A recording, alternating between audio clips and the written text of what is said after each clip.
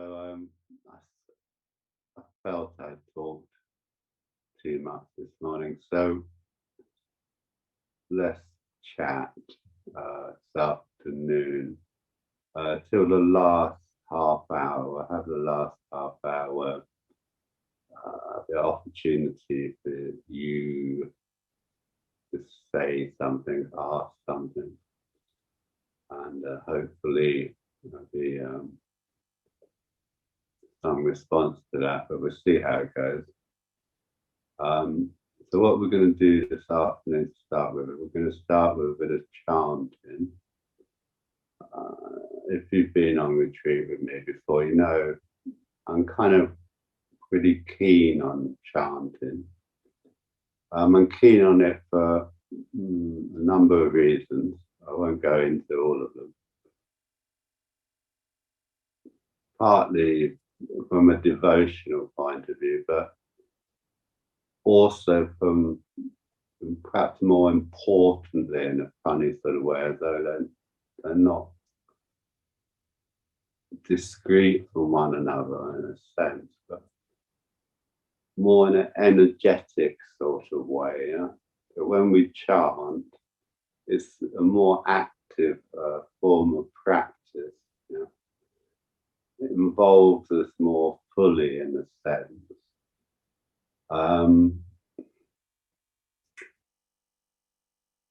And it's a sort of opportunity for you to work with your energy in a way. We're going to chant the Green Tara mantra. So it's quite a simple little mantra. And we're going to do it in call and response. So I think Chandra Das is going to respond to me and let's go to leaders there. I don't know if she's there. Anyway, so I'll do it. We'll stick with Chandra Das. Yeah. So you'll be responding to me along with Chandra Das there, yeah? But you keep yourself muted, otherwise it'll get a bit cacophonous because of these slightly different time delays. And what I want you to try and do, but don't worry about this too much. It should be fairly comfortable to chant the mantra in one breath. And then when you're not chanting, see if you can just take one easy, slow breath in. But when we do mantra, one of the things it can do is sort of regulate how we're breathing and encourage our breathing to become a bit more full, we're using a bit more. And so we're doing it partly in a way of coming into the body, yeah. So I might say more about this, and we'll be experimenting with it a little bit as we go through the retreat. Might use some sort of slightly longer mantras in the days to come. We'll see how it goes. The other thing about chanting, particularly when we do it in call and response, is that it sort of involves two sides of us. It involves, well, potentially, if you engage with it, obviously with all practice we have to engage with it for it to really be effective. It's not just a technique that we do that will work without our full engagement. We basically, with all practice, whether it's meditation, chanting, whatever, we kind of, what we get out of it is going to be largely dependent on what we put into it. That's life, isn't it? And but anyway, when we chant, you've got the active bit when you're actually chanting, and then potentially you've got the receptive bit. And so we're trying to allow the mantra to have an effect on us, yeah.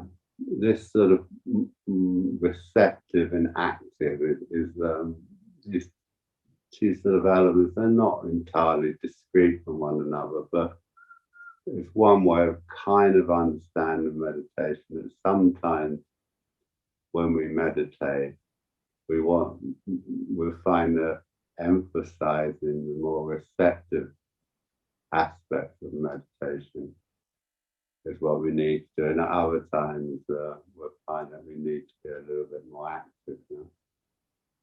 And so chanting can hopefully give us a sense of that. Anyway, I won't say any more about it this morning. I'm sure I'll talk about it more as we go through the week. I will just say, as I say, it's Green Tara. I would imagine most of you are familiar with the figure of Green Tara. We're doing Green Tara partly because in the Lorca poem we had this morning, we had green, didn't we? I found myself in recent years, excuse me, frog in my throat, green frog in my throat. I found myself in recent years becoming increasingly interested in colour. It might be because I'm losing my eyesight, so I'm kind of fairly blind these days. But oddly enough, one of the unexpected things really, once my dreams have become, not always, but sometimes these days I'm having these very, very sort of technicolor, that old technicolor, like, Snow White or something, that Disney film.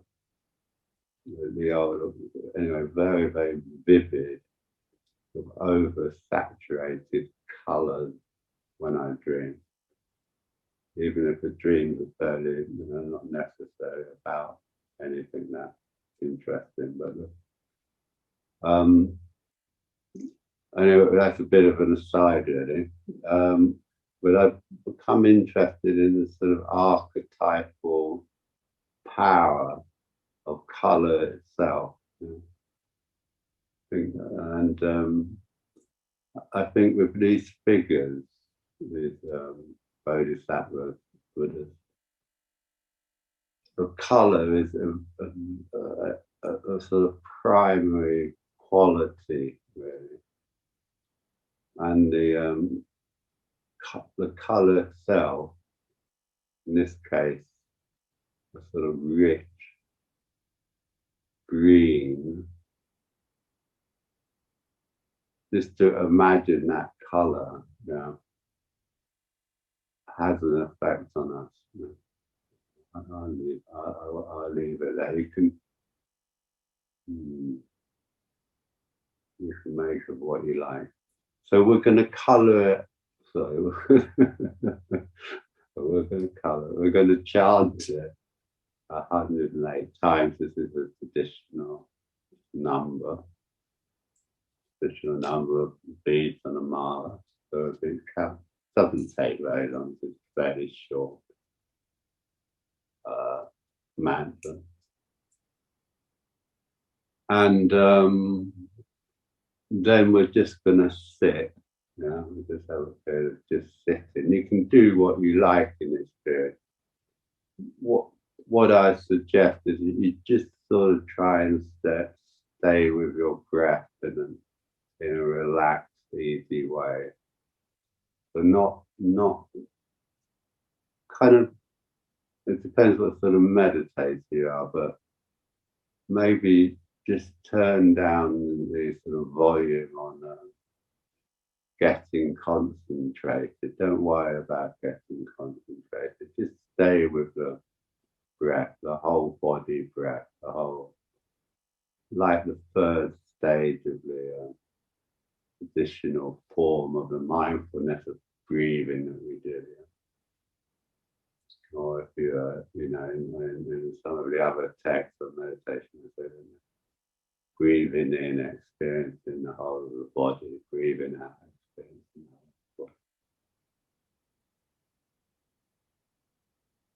just see what you make of it. So try and just do it in a nice, relaxed way without any particular idea of wanting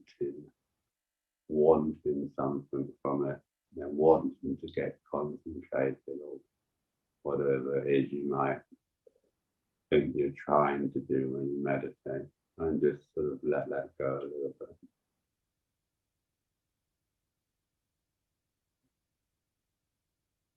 But do try and keep, having said that, keep an intention in the posture. So try and keep the posture. So the posture, as I sort of alluded to, maybe slightly tangentially this morning.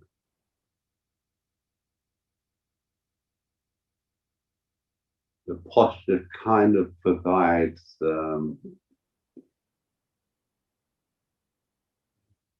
what's the word I'm looking for?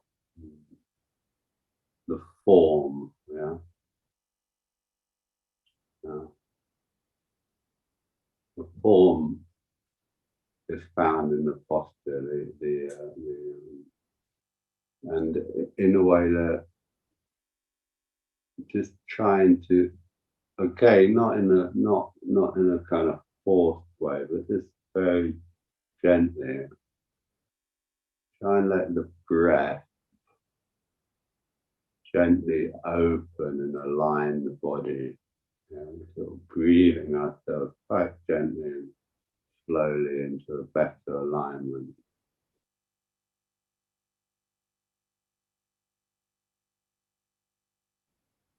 And as I mentioned earlier, that the alignment when we're sitting is that we're emphasizing the vertical axis.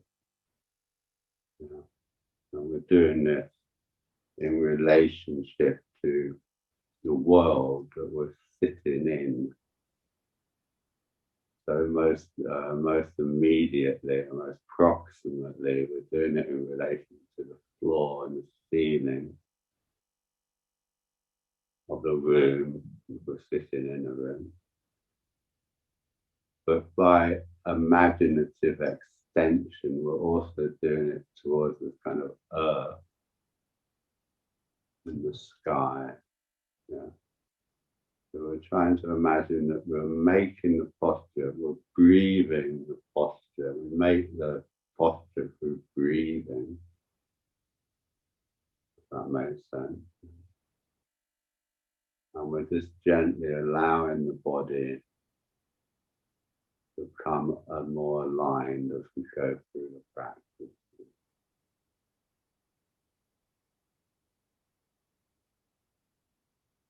I hope that made some sense.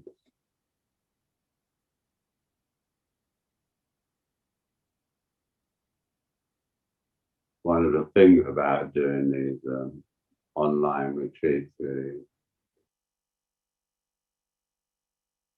it's hard to know what makes sense, but anyway, I'm sure you can make of any of this what you will, what you can.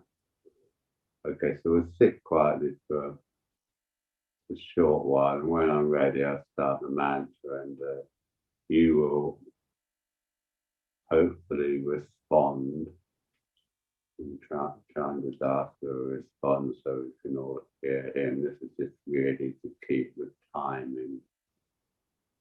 Yeah, I think call and response. So you'll be responding to me. Yeah, okay. I hope that's clear. If not, you still get the idea. So get yourselves comfortable. We've got this word, haven't we? Comfortable. Comfort or is strength, isn't it? Comfort with strength. So when we sit comfortably, we sit with strength. You know?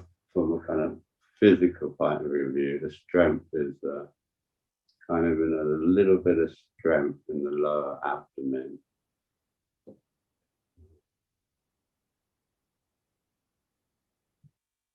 But the lower abdomen just wants to be very slightly kind of engaged. Sometimes people say relax your belly. That's not quite right. There's a little bit of engagement down there. And then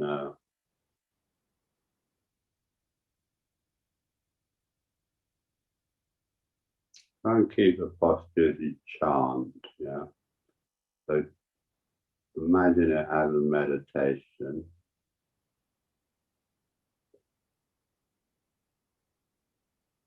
And we just try and listen both to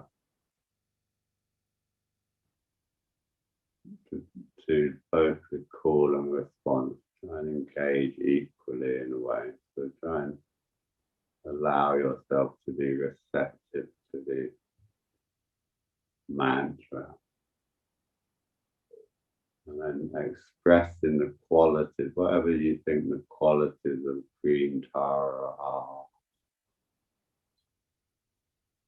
Nice little bird singing outside my. Yeah, whatever you think the qualities of green Tara are. Probably best known qualities is the kind of active compassion, isn't it? This responsiveness, without and a kind of robustness in a way. Where we don't get overwhelmed. We respond to suffering, but we're not overwhelmed by it. So there's a kind of playfulness in Green Tara, as well as a strength of compassion.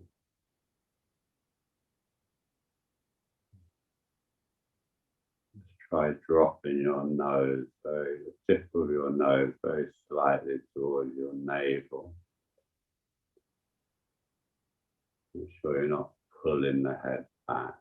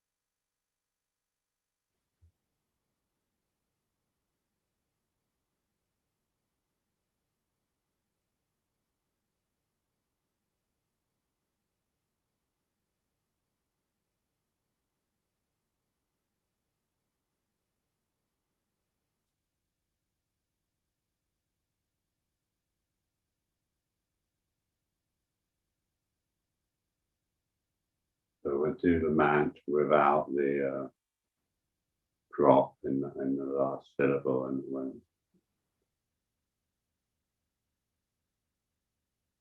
the response, just mirror the mantra as I do it. Obviously, you can do it to your own.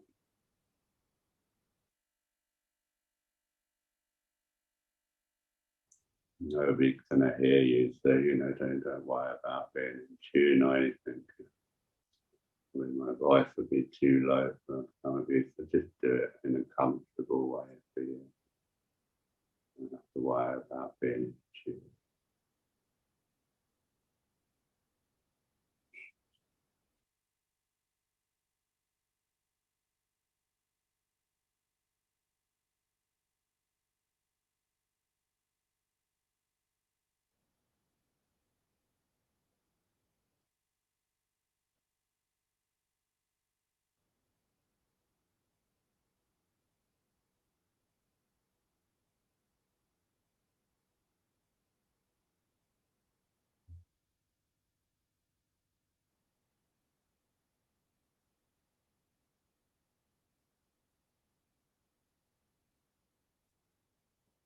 Om Tare Tu Swaha.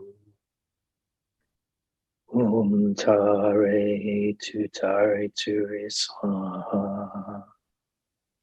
Om Tare Tare Swaha. Om Tare Ture Swaha. Om Tare Tare Swaha. Om Tare Ture Swaha. Om Tare Tare Swaha.